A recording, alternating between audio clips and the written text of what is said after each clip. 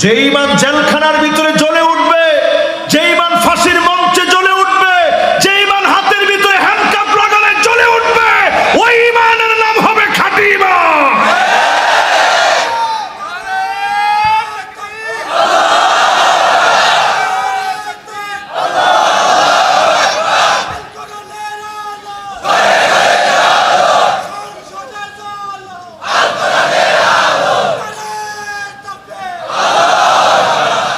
একেবারে আমার মনটা পুরাপুরি ভরে গেছে যখন কইছেন সংসদে যাবো। তোমার ঠিক তো, এই যে সামনের লোকটি কয় না, কি সমস্যাটা কেমন? আচ্ছা, ঘরে ঘরে জ্বলুক, আমার কোনো অসুবিধা আছে? মাদ্রাসায় জ্বলুক, মসজিদে জ্বলুক, ঘরেও জ্বলুক, পার্লামেন্টে জ্বলতে অসুবিধাটা কোন জায়গায়? না না না, এখনো তো সবাই বুঝা কয় না, অসুবিধাটা কোন জায়গায়? 54 বছরে সব দেখা শেষ, সামনে আওয়াজ উঠবে আল কোরআনের বাংলাদেশ।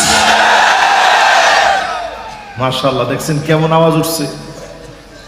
এরকম যদি আপনারা একটু হিম্মত নিয়ে আজকে বসতে পারেন, তাহলে 8টা বোঝানো আমার জন্য সহজ হয়ে যাবে ইনশাআল্লাহ। পড়েন তাহলে এবার 1 নাম্বারটার পড়াটা আবার একটু দেন। 1 নাম্বার জানি কি? আজকে থেকে খাঁটি ঈমানের অধিকারী হওয়া লাগবে। ফিলিস্তিনের ছোট একটা বাচ্চা, বয়স 10 বছর হবে, দেন আমগো ঈমান কিরকম আর তাদের ঈমান কেমন? আমি হুজুরই যদি এরকম পরিস্থিতির মধ্যে জিজ্ঞাসা করতো, হুজুর ভয় লাগে না? আমি কইতাম 100 বার ভয় লাগে। ছোট বাচ্চারে জিজ্ঞাসা করতেছে, বোমার ও বিমান তোমার মাথার উপর দিয়ে উঠতেছে, তোমার কি ভয় লাগে না? ছোট বাচ্চা জবাব দিয়ে বলে, এটা তো মাথার উপর দিয়ে ঘুরে, এর চাইতে অনেক অনেক উপরে আমার আল্লাহ। কি ঈমান চিন্তা করেন? এজন্য তাদের পেট পিঠের সঙ্গে লেগে যায়, কিন্তু তারা জবানের ভিতরে আল্লাহ আল্লাহ বলে চিৎকার করে। সুদানের দিকে তাকায় দেখেন, 1,40,00,000 মুসলমান সুদানে এখন গাছের পাতা খেয়ে আছে। কালো বলে তো তাদেরকে আমরা ভুলে যেতে পারি না। নবীজি বলেন, এমন সময় আসবে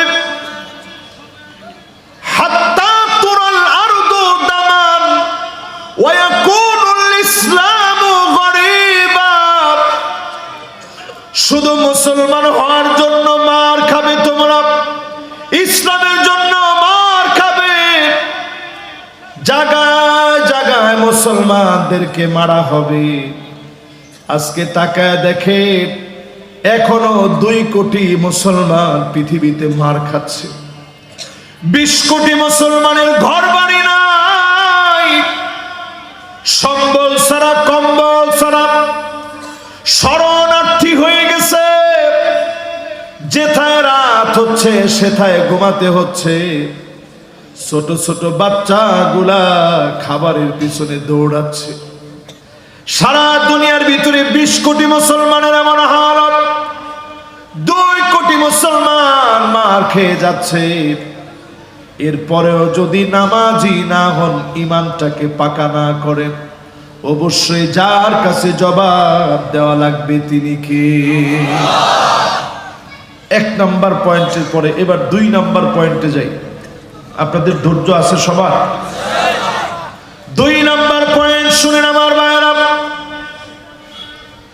5 ওয়াক্ত নামাজ যারা পড়বে, ওয়াক্ত মতো সময় মতো সুন্দর করে ওযু বানায়া যারা নামাজ পড়বে, হারামাহুল্লাহু আলাইহিন নার,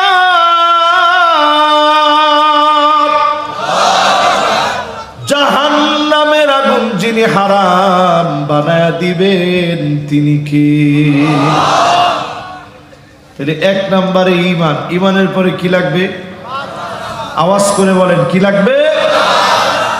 বাংলাদেশে একটা সম্ভাবনার উঁকি মেরেছে। সম্ভাবনার সূর্যটা এই যে উঠলো মনে হয়, এই সম্ভাবনার উঁকি মারা সূর্যটা উঠতেছে উঠতেছে মনে হচ্ছে। কালো মেঘে যদি আবার আটকায় যেতে না পারে, নামাজি হয়ে যান এই জাতি যদি নামাজি হয়ে যায়, কোন রাম কোন বাম মিলে বাংলাদেশের বিজয় আটকাতে পারবে না। এখন যদি নামাজই না পড়েন, আপনার বিজয় কেমনে আসবে? বদরের প্রান্তে যেদিন রসুল গেছেন জিহাদের ময়দানে যাবেন, তার আগের রাতে রসুল চলে গেছেন। মসজিদ আছে বদরের পাশে, আপনারা গেলে দেখবেন নাম মসজিদে আরিশ। ওই জায়গায় গিয়ে নবীজি বারবার সিজদার মধ্যে পড়ে কাঁদতেছেন, ইয়া হাইয়ু ইয়া কাইয়ুম। হযরত আলী কানটাকে নিয়ে গেলেন, কি বলে নবী এত কান্দে। কানটাকে যখন নিয়ে গিয়েছেন, শুনে বারবার নবী কান্দে আর বলে, ইয়া হাইয়ু ইয়া কাইয়ুম, ও চিরস্থায়ী চিরঞ্জীব আমার মালিক,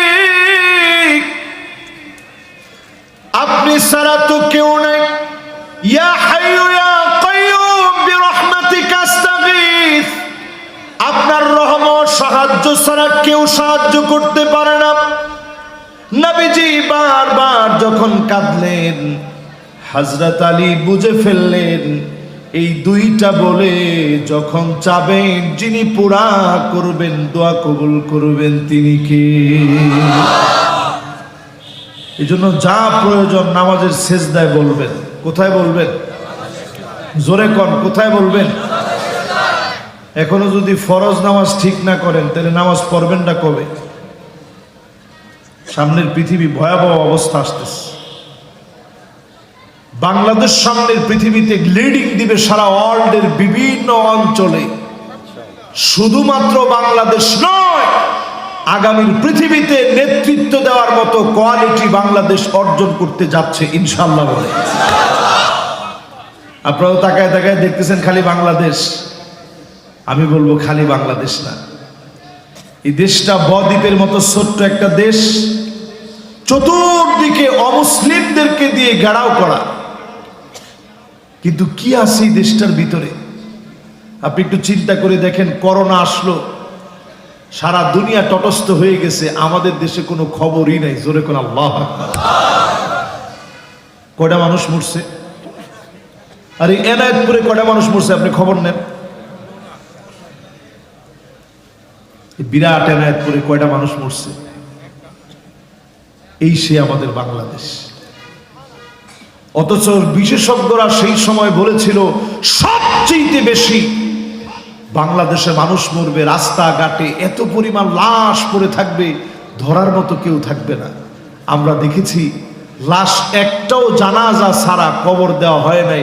আলেমরা জীবনের রিস্ক নিয়ে মানুষের জানাজা দিয়েছে, কবরস্থ করেছে, ঠিক কিনা বলে? সুতরাং আমার ভাইয়ের, আজকে যারা মাহফিল আসলেন, নামাজটারে সুন্দর করেন।